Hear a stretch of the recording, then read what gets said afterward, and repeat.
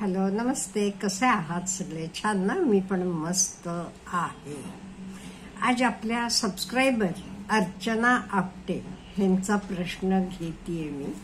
हे खरंच खूप छान प्रश्न आहे. आधी प्रश्न वाचते, नंतर आपण बोलूया. 60 to 70-year-old people are suffering most of these days. The in-laws in age group of 85 to 100 are still alive. They have to take care of very old parents, forgetting their own problems. Children are abroad or in some other cities. They cannot visit their children either. No one talks about this problem. खरंच ताई, तुमचा problem खरंच आहे. कोणी आणि हे problem कडे बोलत नाहीये. एस्पेशली 50 to 60 किंवा 60 to 70 हे एज ग्रुप त्यांचं. ह्याच्याशिवाय आणि एक काय आहे माहितीये का? जेव्हा त्या लग्न होऊन सुना म्हणून आलेल्या होत्या त्या दिवसापासून त्यांना असं खूप काय म्हणेन मी, ओपननेस म्हणा, स्वातंत्र्य म्हणा, फ्रीडम म्हणा, आजचे मीनिंग मध्ये मिळालेलं नाही.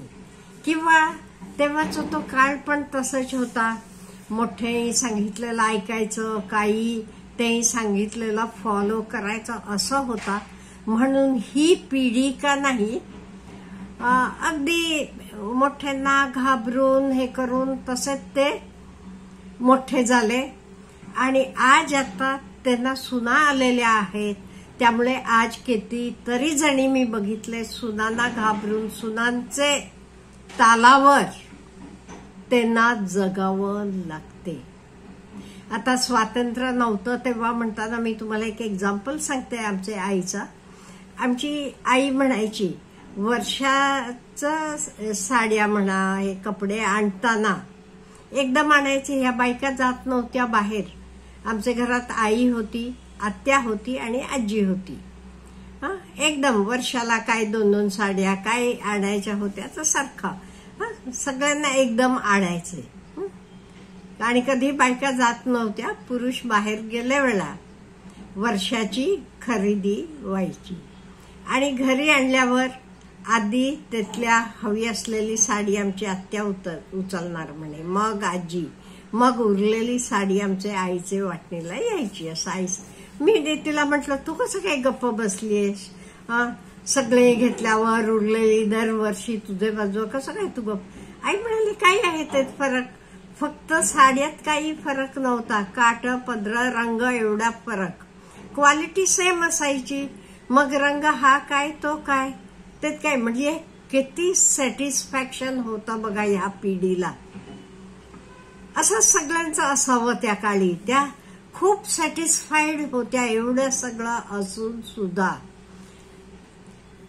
आणि त्यामुळे त्या काळी त्यांना काही स्वातंत्र्य नव्हतं, बाकीचे म्हणतील तसं. आणि नंतर आताचे काळी तुम्ही म्हणता तसं त्यांचे आपलं माहित आहे, औषध पाणी आपले सगळे ह्याच्यामुळे आपला आयुर्मर्यादा पण, आपले आयुष्याची मर्यादा पण वाढलेली आहे. त्यामुळे हे आहेत 60-70चे, पण त्यांचे सासू सासरे आहेत 80-85 to 100. का म्हणजे पूर्वीचे काळी काय असायचं, फरक असायचा आई मुलीत पण 15-16 वर्षाचं. आता तसं नाही. हा काळ तसा होता. त्यामुळे हे 60-70 वर्षाचे होते ते तेव्हा. त्यांना इकडे सुना पण आलेल्या आहेत आणि तिकडे सासू सासरे पण आहेत. त्यामुळे ह्यांना होत नाही. खरं तर आता 60-70ला आलेत म्हणजे हे पण थकलेले आहेत. पण थकवा ते सांगू शकतात का कोणाला? काय करणार? आपली मुलं एक ते एब्रॉड आहेत, विदेशात आहेत, नाही ते दुसरे सिटीत नोकरी कामानिमित्त तिथे आहेत. त्यामुळे हे बोलू पण शकत नाही. मुलाबाळांनी बोलवलं तरी इथे आपले आई वडील असतील किंवा सासू सासरे असतील त्यांचं कोण करणार, म्हणून ते तिकडे जाऊ पण शकत नाहीत. हे त्यांचा प्रॉब्लेम आहे. कधी पूर्वीचे काळी या स्त्रिया कधी बाहेर गेल्या नाही, कधी सिनेमा नाही, नाटक नाही, काही नाहीये. तरी मला वाटते तरी त्यांची कधी तक्रार पण नव्हती. बघा, कधी तक्रार नव्हती. काय कारण देव जाणे, किंवा ते बाहेर जास्त जग बघितलं नसेल म्हणून असेल का, म्हणजे आता ते आपल्याला आवडेल का हो कोणी आणून दिलेली साडी म्हणा. नाही, आपण म्हणणार नाही हे रंगाच्या माझ्याकडे चिक्कार आहेत. तेव्हा त्यांच्याकडे असत पण नव्हत्या भरपूर. म्हणजे वर्षाला काय तो 2 आणलं की तर वर्षापर्यंत जायचं, परत नवीन आणलं की लगेच नवीन घडी मोडायची, अशी त्यांची परिस्थिती होती. त्यामुळे असेल. तुम्ही म्हणता तर खरं आहे. ह्या पिढीनं खूप सफर केले आणि आजही करतात. 60 ते 70चे लोक म्हणता तुम्ही, आणि त्यांचे सासू सासरे असतील, आई वडील असतील, आहेत तेही 80 to 100चे दरम्यान आहेत. त्यामुळे त्यांना त्यांची काळजी केअर घ्यायलाच लागते.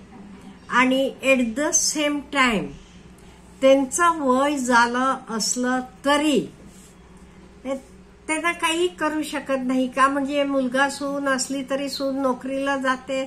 त्यामुळे त्या वेळेला आणि हे बघा करायला बाई वगैरे ठेवली तरी काळजी ह्या लोकांना घ्यावी लागते. मी स्वतः बघितलंय म्हणून सांगते. आमच्या सासूबाई घरात असायच्या, मी नोकरीला जायचे, माझे आजे सासूबाई होत्या, माझे मुलाची पणजी म्हणजे आमच्या सासूबाईंची आई. त्यामुळे आमच्या सासूबाईंना सगळं त्यांचं करायला लागायचं. नो डाऊट आम्ही बाई लावलेली होती त्यांची आंघोळ घालायला, वेणी घालायला, कपडे बदलायला. पण जरा लागलं की त्या हाक मारणार. इंदू, माझ्या सासूबाईंचं नाव इंदुमती होतं, इंदू मला हे नको ते नको. अहो ब्लाऊज घालायला सुद्धा आता घरातच गादीवरच राहायचं. मग ही साडी नको, ती साडी दे, तो ब्लाऊज नको, अमुक दे. काय करायचं आहे, घरातच असायचं तुम्ही. पण नाहीये ह्या लोकांना, किंवा वयोमानानं असेल तसं होत असेल, किंवा कोणी त्यांना भेटायला, त्यांची सख्खी बहीण भेटायला आली होती, ते इंदूवर आहे म्हणाल्या. आमच्या सासूबाई माडीवर होत्या आणि ह्या खाली असायच्या. त्यामुळे ह्यांना भेटायला लोक आली तरी त्यांना पण आमचे सासूबाईंकडे पाठवायचं.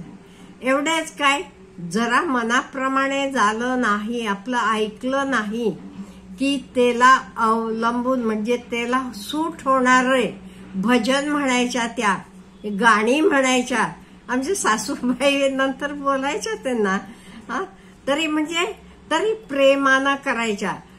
खायला पण हे केलं की ही भाजी नको मला, अमुक भाजी कर म्हणायच्या.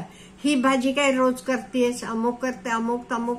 त्यांचे मग शेवटी वाटते काय, ह्यांचं मी करत राहिले, किती दिवस आहे कोणा ठाऊक, अमुक करा म्हणून. आमच्या सासूबाई अगदी खूप चांगल्या होत्या. त्या अगदी प्रेमानं सगळं त्या मागेल तर करायच्या. आमच्याकडे पाहिजे ते त्या दुर्लक्ष करत असतील आपल्या मुलाबाळांकडे, पण आपल्या आईचं अगदी शेवटपर्यंत अगदी मनापासून पूजेसारखं करत होत्या, रात्री काय दिवस काय.